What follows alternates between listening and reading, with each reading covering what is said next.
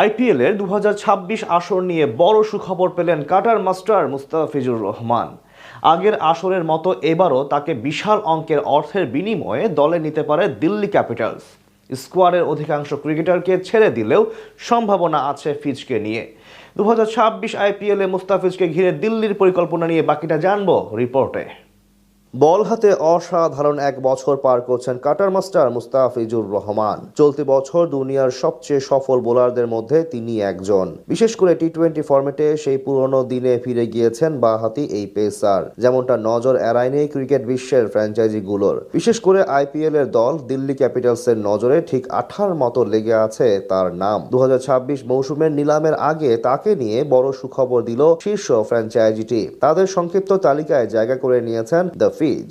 সেখান থেকে প্রশ্ন উঠেছে, অকেশনের আগে কি দল পাওয়া নিশ্চিত হয়ে যাবে তার? 20 ওভারের ম্যাচে বর্তমানে দুনিয়ার অন্যতম সেরা বোলার মুস্তাফিজুর রহমান 2015 সালে অভিষেকের পর থেকে নিজের কাটার এবং স্লোয়ার দিয়ে রীতিমতো সব ক্রিকেট ফ্যানদের বুঁদ করে রেখেছেন দ্য ফিজ। বাঁহাতি এই ম্যাজিশিয়ানের প্রশংসা শোনা যায় বিশ্বের সব ক্রিকেট বিশ্লেষকদের মুখ থেকে। তবে ক্যারিয়ারের মাঝপথে খানিকটা ঝিমিয়ে পড়েছিলেন তিনি। বিশেষ করে 2020 সালের পরবর্তী সময়ে নামের সাথে পারফরমেন্সের এক প্রকার ফারাক সৃষ্টি করেন মুস্তাফিজ। কিন্তু এবার দূরত্ব ঘুচিয়ে চলমান বছর অসাধারণ সময় পার করছেন কাটার মাস্টার, যার সুবাদে গড়ছেন একের পর এক রেকর্ড। পাশাপাশি ডাক পাচ্ছেন ফ্র্যাঞ্চাইজি লিগগুলো থেকে।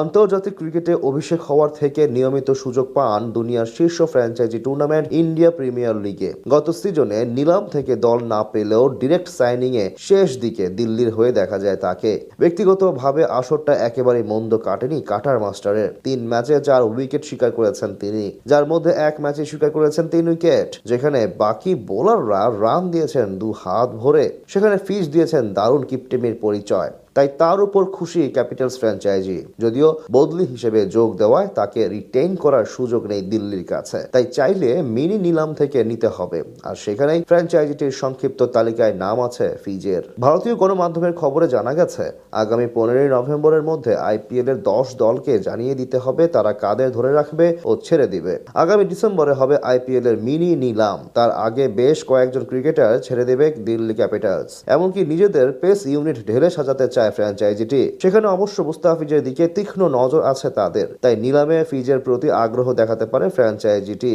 এদিকে নির্ভরযোগ্য খেলোয়াড়দের ধরে রেখে পারফরমেন্সে হতাশ করা কয়েকজনকে বিদায় দিতে প্রস্তুত তারা।